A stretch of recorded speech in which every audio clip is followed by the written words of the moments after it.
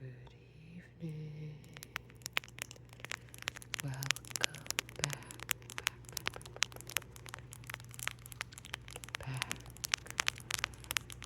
to our reading corner. Welcome back, my shining stars. So good to see you. We did a quick soda pour before just a few minutes ago. I went ahead and posted that. Get you guys ready for reading corner, just a little short. Now we're gonna light our candle. Oh my goodness. The soda splashed onto my calendar. You know what? Let's just read August 4th real quick since it'll dry. It'll be okay. A little ginge never hurt anything. Okay. August 4th. Hold my hand and walk joyously with me through this day. Together, we will savor the pleasures and endure the difficulties it brings. Be on the lookout for everything I have prepared for you. Stunning scenery, bracing winds of adventure, cozy nooks for resting when you are weary, and much more. I am your guide as well as your constant companion. I know every step of the journey ahead of you, all the way to heaven. You don't have to choose between staying close to me and staying on course. Since I am the way, staying close to me is staying on course. As you focus your thoughts on me, I will guide you carefully along today's journey. Don't worry about what is around the next bend. Just concentrate on enjoying my presence and staying in step with me. And that is John 14:6 and Colossians 4:2. And this, I find when I read this calendar, most of the time I read it midday or towards the end of the day, and it always seems to apply. And today I had a few things happen that just absolutely, when I read this about midday, I was like, wow. And I thought the same things about the day before that and the day before that. And really, I don't know. I get a lot of wisdom. I love these daily readings. I like to read them with my son, and I sometimes am moved to share them with you, and I hope that's okay. In the name of the Father, the Son, and the Holy Spirit. Amen to what we just read. All right, friends. Now, let's get our cozy comfort candle lit.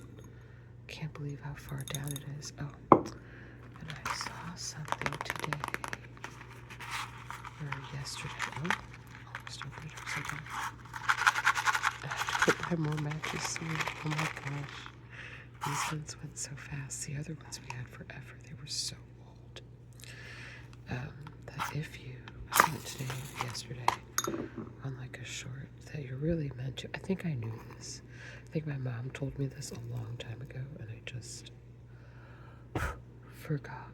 So you're supposed to light one wick and then use that wick to light the others. But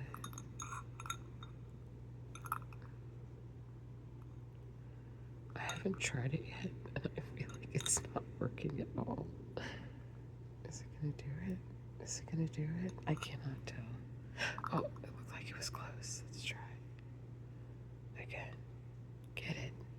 Get it. Did it do it? No. Well, this is not working out for me.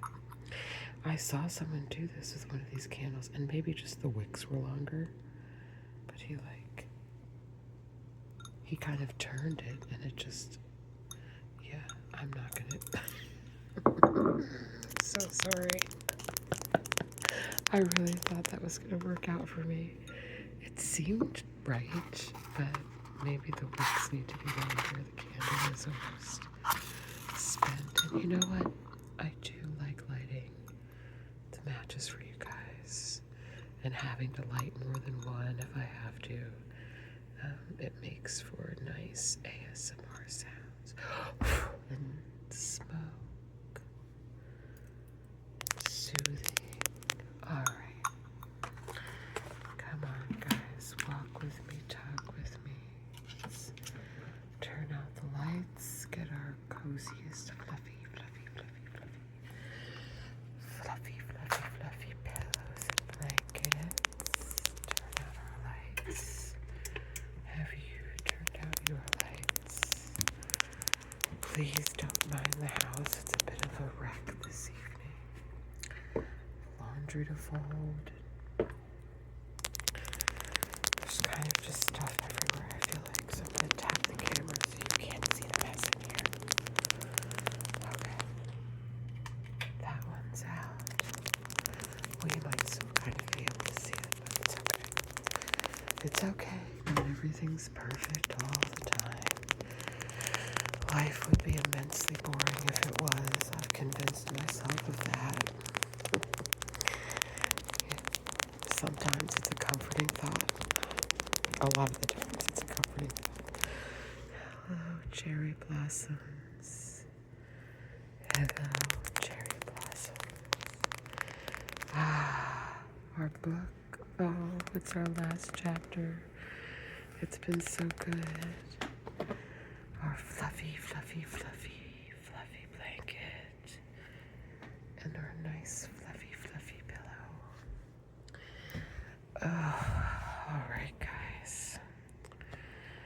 Well, again, I hope everybody had a productive or relaxing Tuesday. Whatever it is that you needed to happen, I hope it happened. I'm feeling very optimistic today. I try to stay optimistic, but we all know that that is hard sometimes. And like I'm looking at my flowers, my poor flowers. I need new flowers. Little things bum me out, but I try not to let them, because what's the point, you know? I'll get new flowers when I can get new flowers. I will get my laundry folded and the floors vacuumed as soon as I can. I wasn't able to do it today. There's no reason to beat myself up. I got a lot of other things done today. And I am one of those people, and I know you guys are out there too, that feel the same way as me, that if you don't get a particular amount of things done in a day, you feel like, oh, you know, what have I done? But try your best, my loves, not to feel that way. And also, take this time to relax. Oh, let's take a quick sip. Like that jug. That jug shouldn't be there. What's under the couch? A tool, I'm sure, something of my husband's. We'll get it taken care of. And whatever you guys have to take care of, let it go for the night. It's late. It's late for me. I don't know if it's late for anybody else, but... And you will get it taken care of, all in good time. God bless,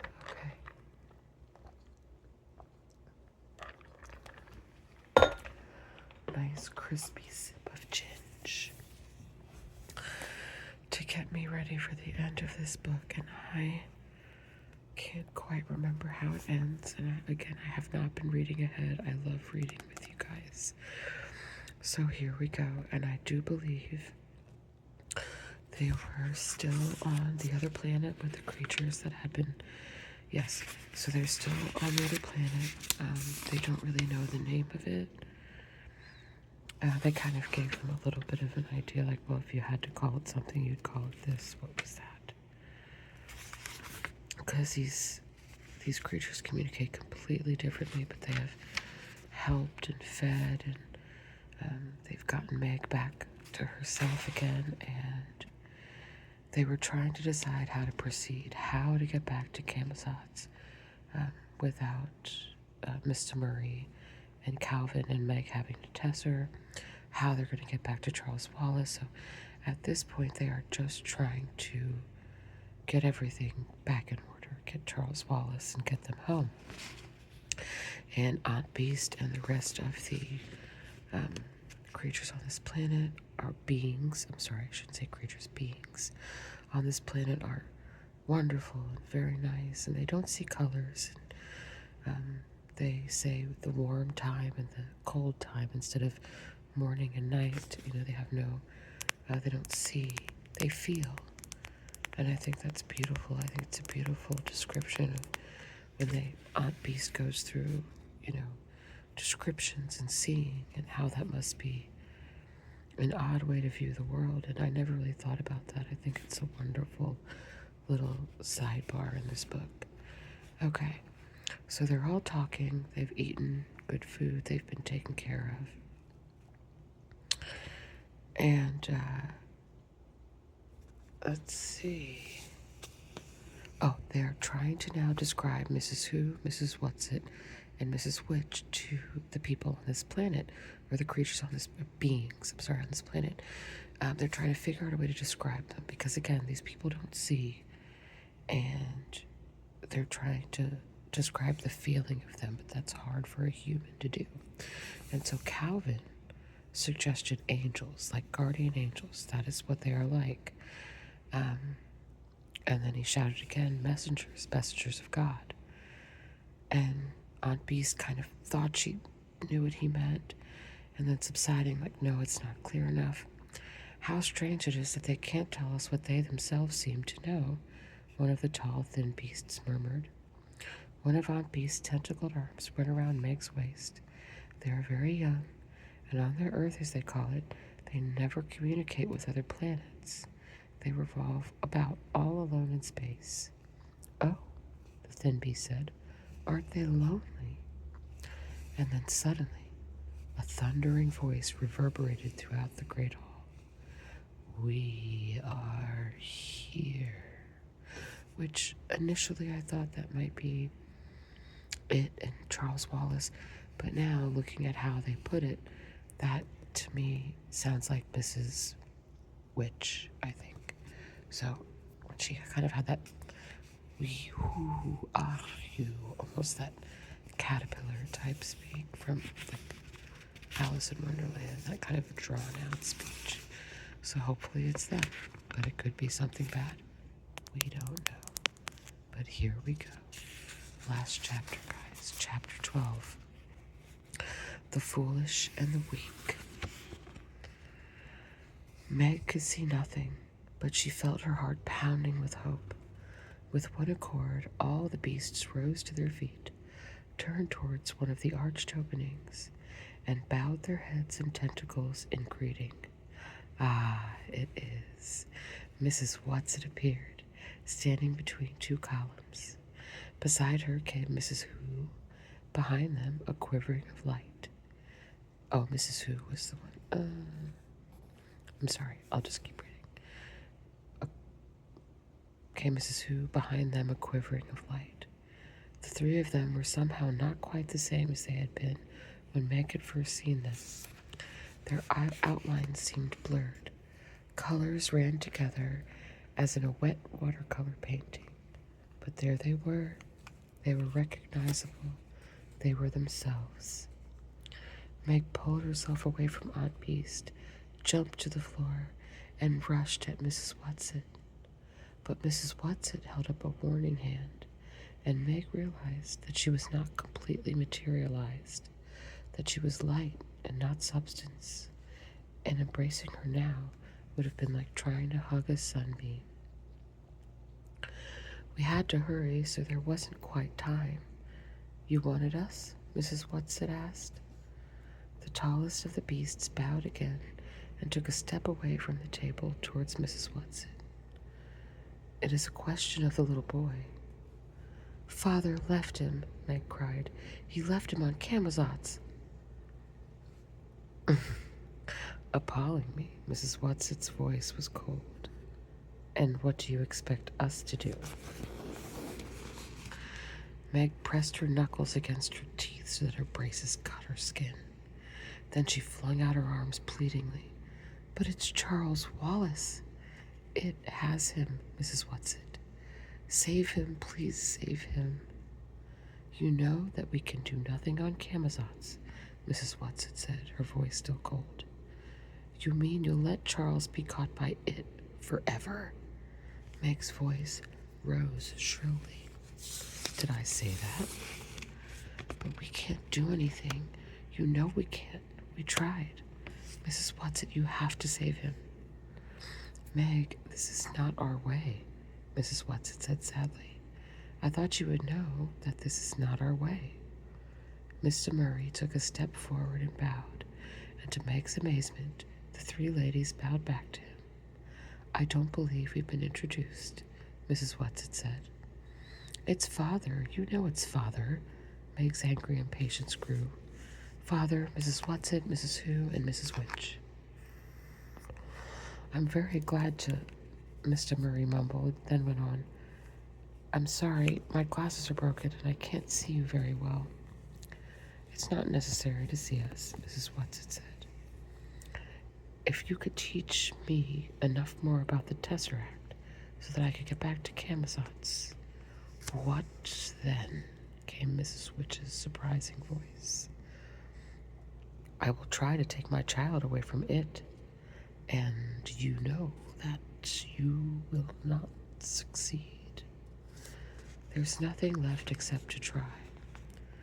Mrs. Watson spoke gently. I'm sorry. We cannot allow you to go. Then let me, Calvin suggested. I almost got him away before. Mrs. Watson shook her head. No, Calvin. Charles has gone even deeper into it. You will not be permitted to throw yourself in with him, for that, you must realize, is what would happen. There was a long silence. All the soft rays filtering into the great hall seemed to concentrate on Mrs. Watson, Mrs. Who, and the faint light that must be Mrs. Witch. No one spoke. One of the beasts moved a tendril slowly back and forth across the stone tabletop. At last Meg could stand it no longer, and she cried out despairingly, Then what are you going to do? Are you just going to throw Charles away? Mrs. Witch's voice rolled formidably across the hall. Silence, child. But Meg could not be silent. She pressed closely against Aunt Beast, but Aunt Beast did not put the protecting tentacles around her. I can't go, Meg cried. I can't. You know I can't. Did anybody ask you to? The grim voice made Meg's skin prickle into goose flesh. She burst into tears. She started beating at Aunt Beast like a small child having a tantrum. Her tears rained down her face and spattered Aunt Beast's fur. Aunt Beast stood quietly against the assault. All right, I'll go, Meg sobbed. I know you want me to go. We want nothing from you that you do without grace, Mrs. Watson said, or that you do without understanding. Meg's tears stopped as abruptly as they had started. But I do understand. She felt tired and unexpectedly peaceful. Now the coldness that, under Aunt Beast's ministrations, had left her. Now the coldness that under Aunt Beast's ministrations had left her body had also left her mind. She looked toward her father, and her confused anger was gone, and she felt only love and pride. She smiled at him, asking forgiveness, and then pressed up against Aunt Beast. This time, Aunt Beast's arm went around her. Mrs. Witch's voice was grave. What do you understand? That it has to be me. It can't be anyone else. I don't understand Charles, but he understands me.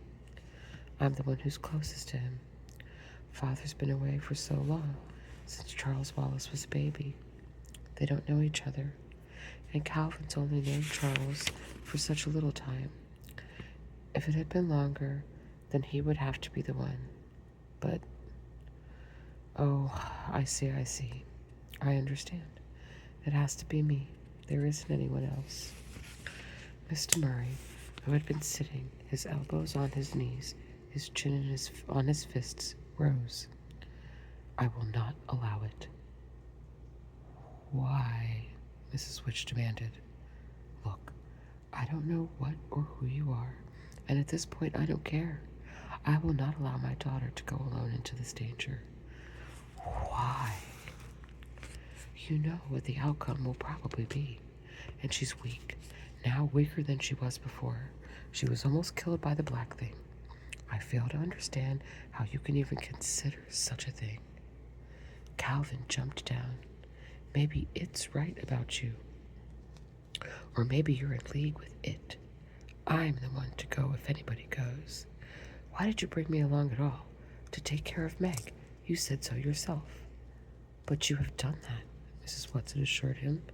I haven't done anything, Calvin shouted. You can't send Meg.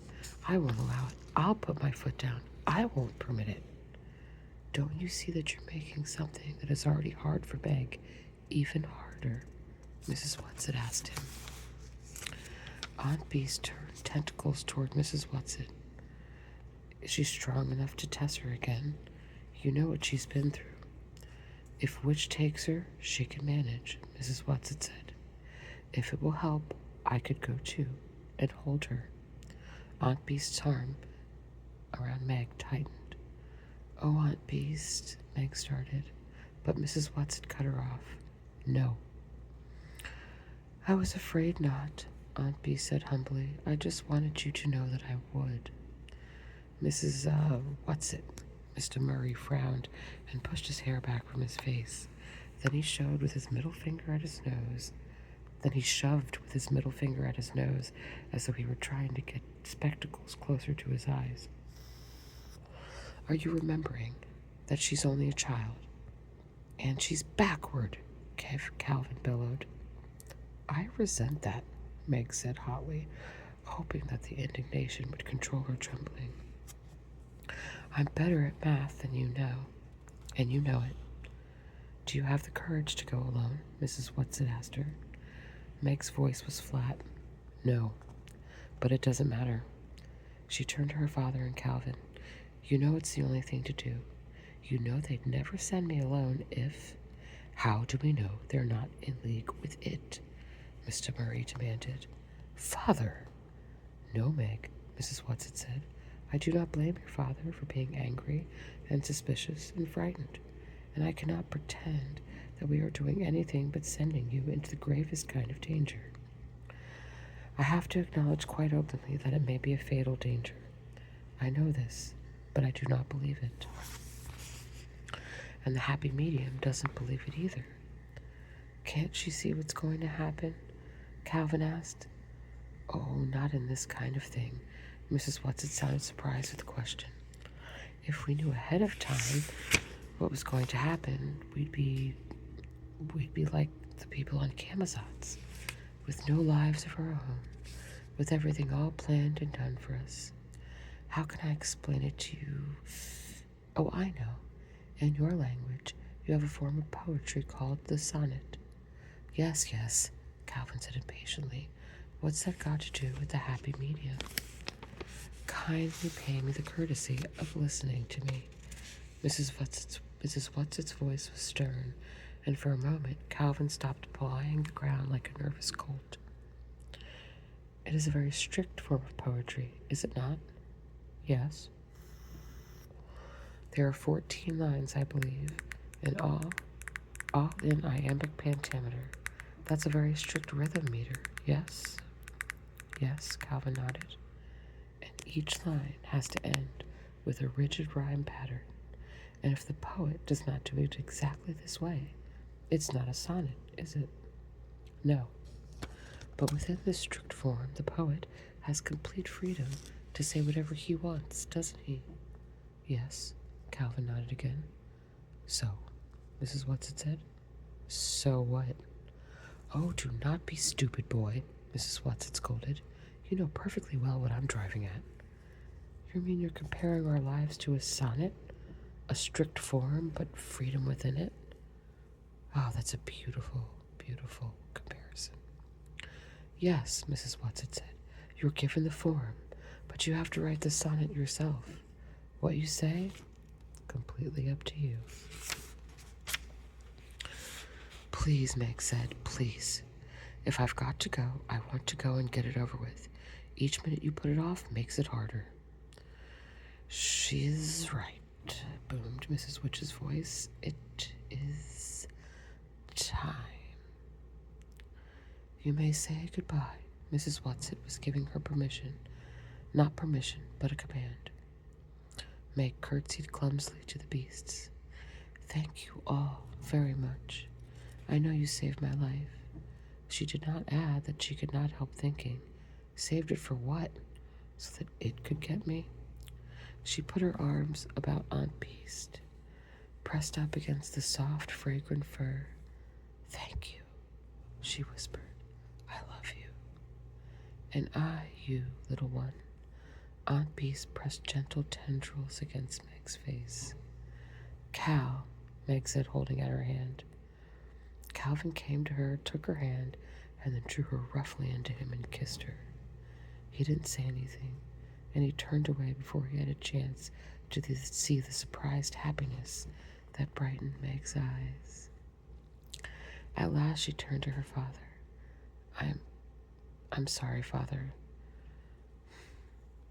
He took both her hands in his, bent down to her with his short-sighted eyes. Sorry for what, Megatron? Tears almost came to her eyes at the gentle use of the old nickname. I wanted you to do it all for me. I wanted everything to be all easy and simple, so I tried to pretend it was all your fault, because I was scared, and I didn't want to have anything to do myself. And I didn't want to have to do anything myself. But I wanted to do it for you, Mr. Murray said. That's what every parent wants. He looked into her dark, frightened eyes. I won't let you go, Meg. I'm going. No. Mrs. Watson's voice was sterner than Meg had ever heard it. You are going to allow Meg the privilege of accepting this danger. You are a wise man, Mr. Murray. You are going to let her go. Mr. Murray sighed. He drew Meg close to him. Little Megaparsec, don't be afraid. We will try to have courage for you. That's all we can do. Your mother. Mother was always shoving me out in the world. Meg said she'd want me to do this. You know she would. Tell her. She started choking, then held up her head and said no. Never mind. I'll tell her myself. Good girl. Of course you will. Now, Meg walked slowly around the great table to where Mrs. Watson was still poised between the columns. Are you going with me? No, only Mrs. Witch. The black thing. Fear made her voice tremble. When Father tessered me through it, it almost got me.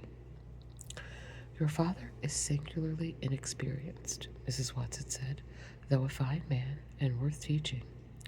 At the moment, he still treats tessering as though he were working with a machine. We will not let the black thing get you. I don't think. This was not exactly comforting. The momentary vision and faith that had come to Meg dwindled. But I suppose I can't get Charles Wallace away from it. Stop. Mrs. Watson held up her hand. We gave you gifts the last time we took you to Camazotz. We will not let you go empty-handed this time. But what we can give you now is something you can touch with your hands. But what we can give you now is nothing you can touch with your hands. I give you my love, Meg. Never forget that. My love, always. Mrs. Who, eyes shining behind spectacles, beamed at Meg. Meg felt in her blazer pocket and handed back the spectacles she had used on Camazotz. Your father is right. Mrs. Who took the spectacles and hid them somewhere in the folds of her robes.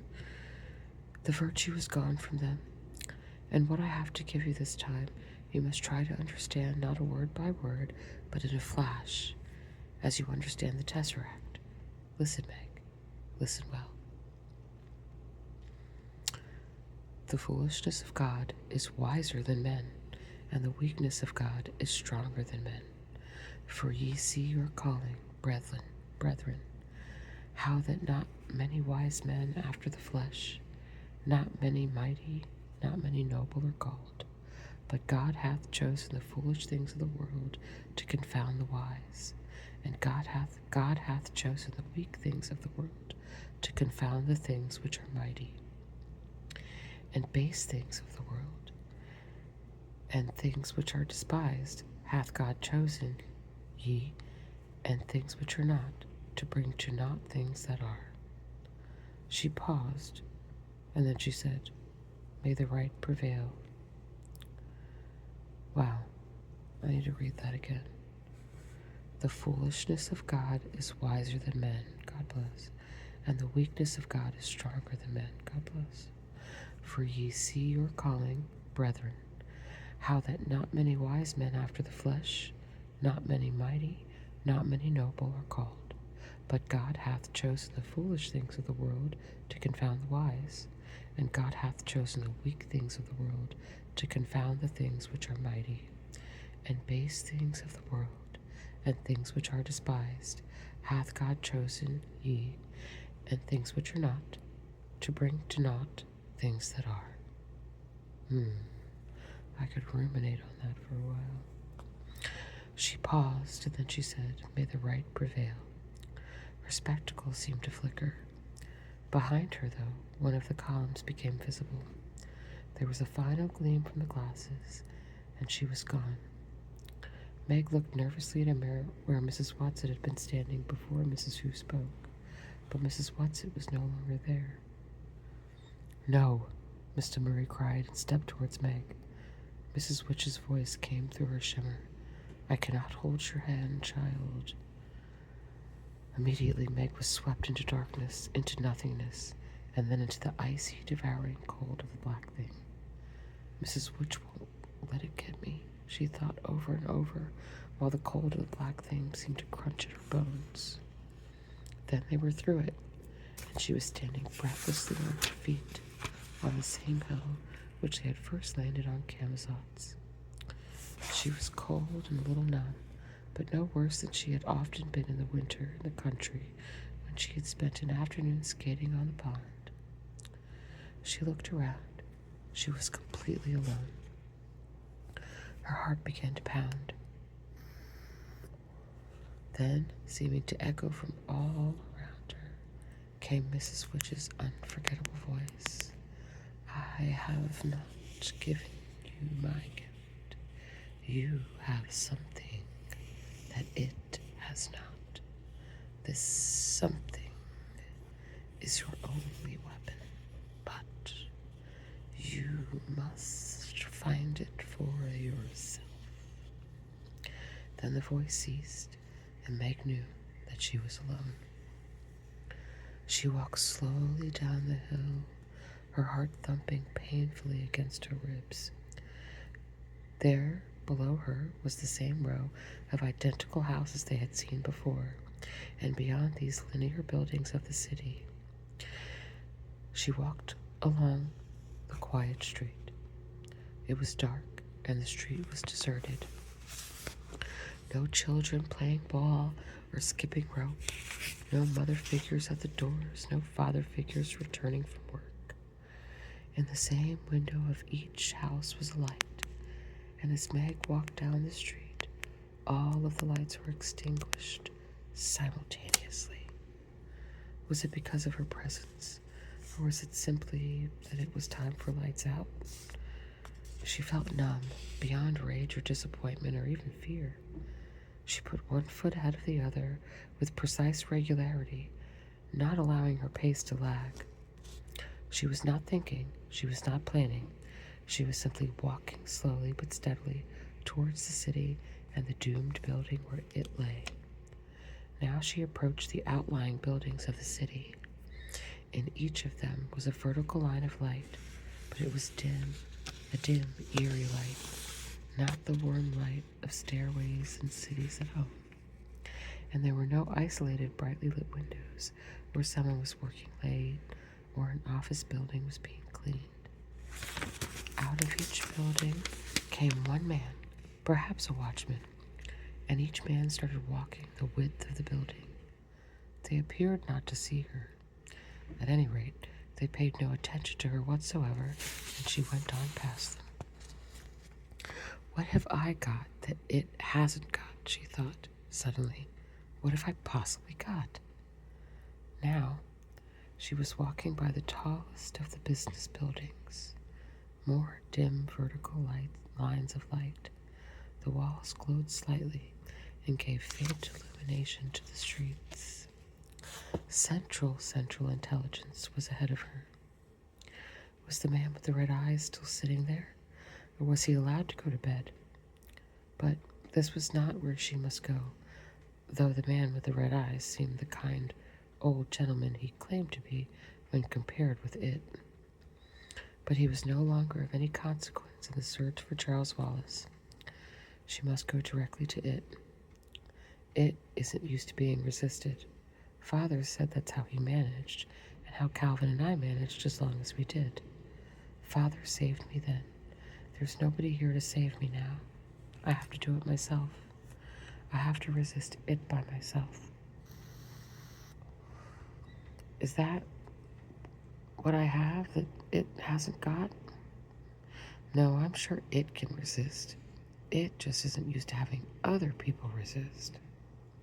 Central intelligence blocked with its huge rectangle at the end of the square. She turned to walk around it, and almost imperceptibly her steps slowed. It was not far to the great dome which housed it. I'm going to Charles Wallace. That's what's important. That's what I have to think of. I wish I could feel numb again the way I did at first. Suppose it has him somewhere else? Suppose he isn't there? I have to go there first anyhow. That's the only way I can find out. Her steps got slower and slower as she passed the great bronze doors, the huge slabs of the central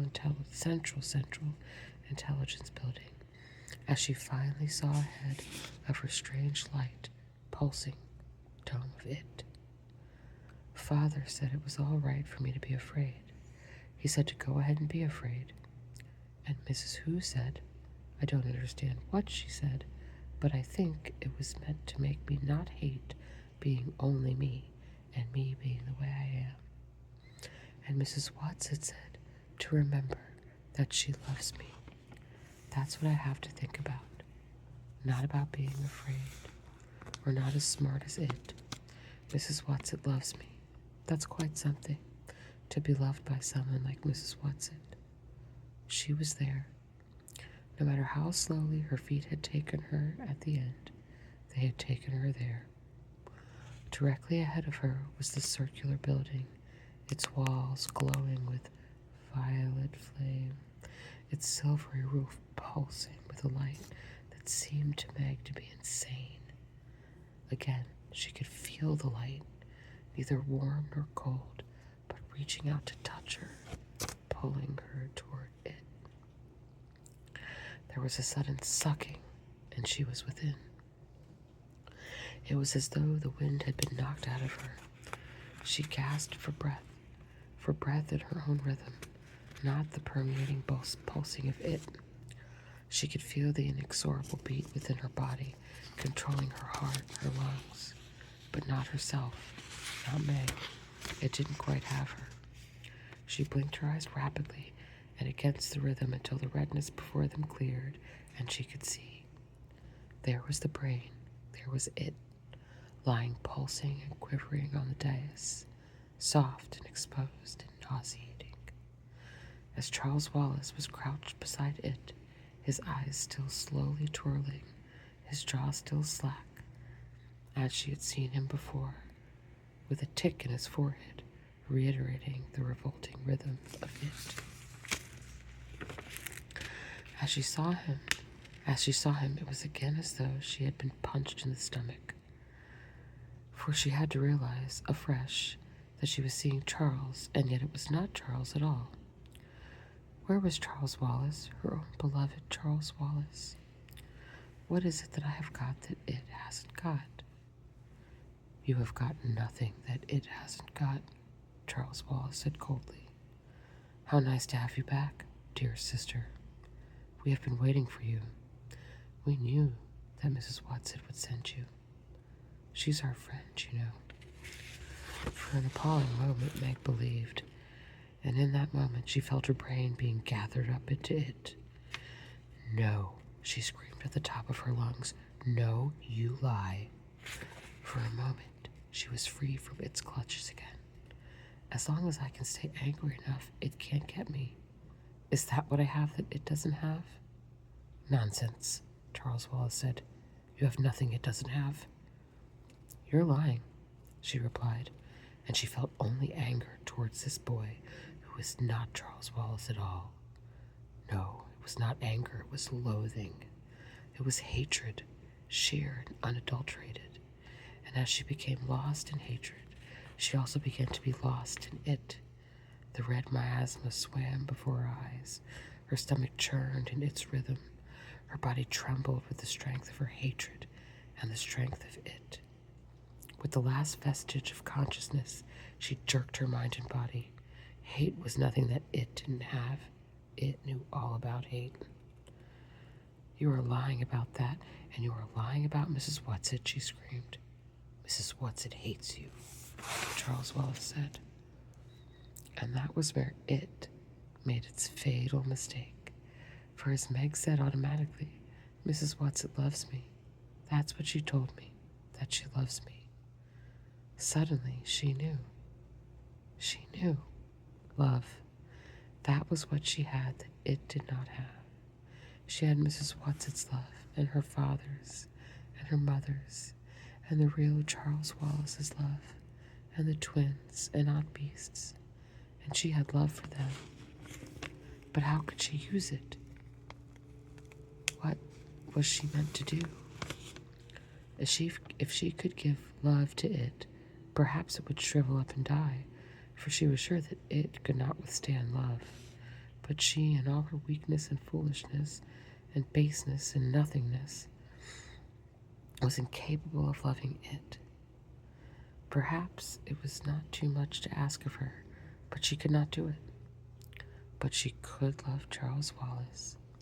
She could stand there and she could love Charles Wallace. Her own Charles Wallace, the real Charles Wallace. The child for whom she had come back to Camazotz, to it, the baby who was so much more than she was, and who was set yet so utterly vulnerable. She could love Charles Wallace. Charles, I love you. My baby brother who always takes care of me. Come back to me, Charles Wallace. Come away from it. Come back. Come home. I love you, Charles Wallace. Oh, Charles Wallace, I love you. Tears were streaming down her cheeks, but she was unaware of them.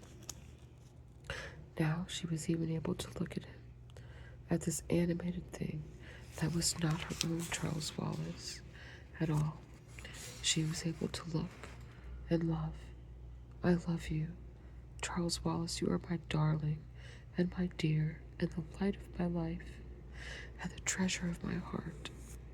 I love you. I love you. I love you. Slowly his mouth closed. Slowly his eyes stopped their twirling. The tick in his forehead ceased its revolting twitch. Slowly he advanced towards her. I love you, she cried. I love you, Charles. I love you.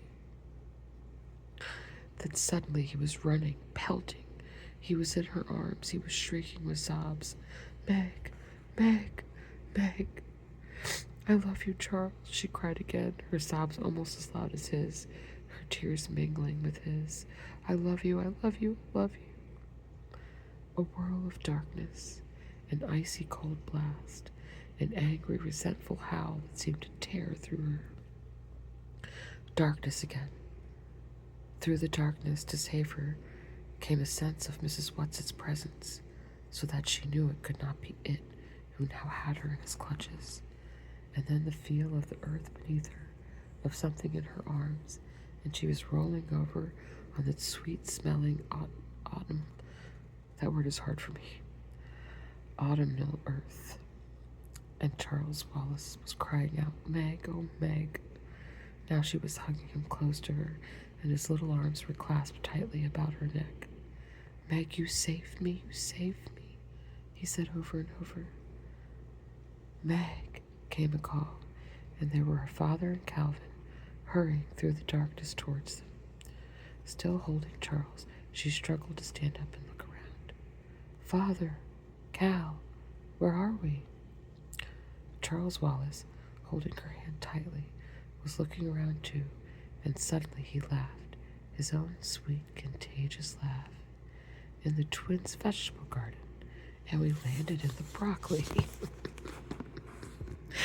Meg began to laugh too, at the same time that she was trying to hug her father, to hug Calvin, and not to let go of Charles Wallace for 1 second.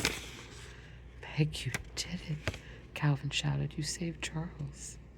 "I'm very proud of you, my daughter." Mr. Murray kissed her gravely and then turned towards the house. "Now I must go in to Mother." Meg could tell that he was trying to control his anxiety and eagerness. "Look," she pointed to the house, and there were the twins and Mrs. Murray walking towards them through the long, wet grass. "First thing tomorrow, I must get some new glasses," Mr. Murray said, squinting in the moonlight, and then started to run towards his wife. Denny's voice came crossly over the lawn. "Hey, Meg, it's bedtime." Sandy suddenly yelled, "Father!" Mr. Murray was running across the lawn, Mrs. Murray running towards him, and they were in each other's arms. And then there was a tremendous happy jumble of arms and legs and hugging. The older Murrays and Meg and Charles Wallace and the twins and Calvin grinning by them until Meg reached out and pulled him in, and Mrs. Murray gave him a special hug all of his own.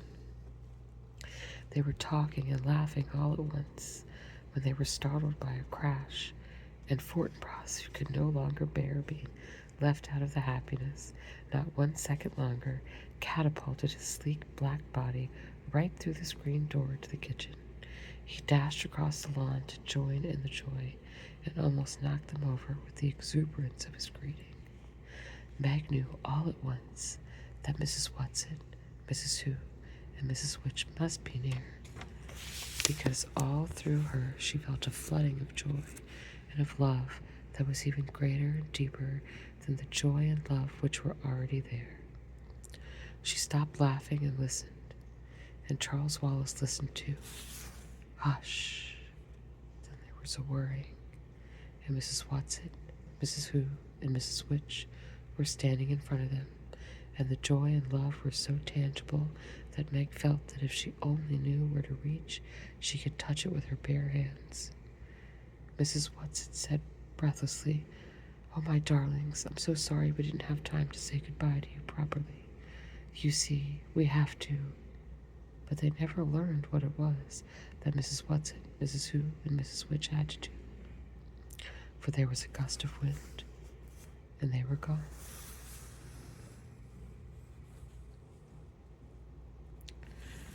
And that's the end. And I don't remember it ending like that. So let's see, is there a book? A wind in the door. And swiftly okay. Well, I guess we know what our new book is going to be. We did A Wrinkle in Time. And that took us through this wonderful story. And it kind of leaves us on this little cliffhanger. I did not know there were, well, I'm sure I knew at the time. When I first read it, there's 2 follow-ups. A Wind in the Door. The forces of good and evil battle through day and night of terror for Charles's life and the ultimate salvation of mankind. And then A Swiftly Tilting Planet. Charles, now 15, and the unicorn Gaudor,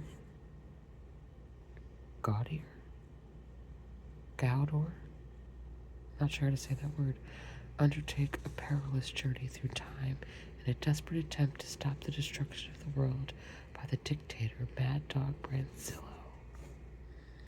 Well, that's getting a bit ahead of ourselves, but A Wind in the Door. I will find that book. We will read it next, unless anybody else has another suggestion, I'm completely open to it. I really did forget that this book ended so kind of abruptly. It's been such a long time since I've read it, and I'm sure since I read this copy first that I did see all of this, but maybe just forgot about it. So I will look for A Wind in the Door next. If that is something you guys are interested in and you want to continue the series, we can absolutely do that. I would love it. I'd love to read the next installment of this with you guys. Again, I had someone ask me, my girl, Christina Sophia, what's up, who my favorite character was.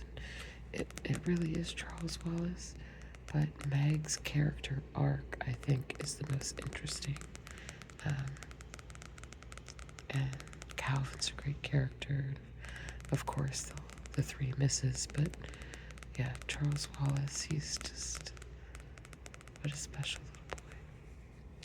And Meg, what an awesome character arc. It's really good. So, well, thank you so much for reading this with me, and I hope you enjoyed it as much as I did, my wonderful friends.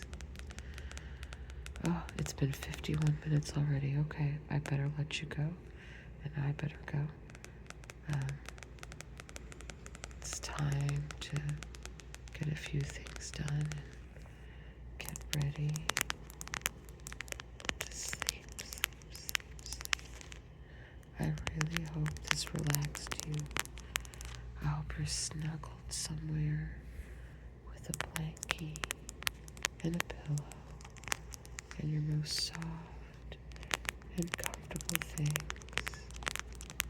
I hope this tapping relaxes you. I hope the book was good.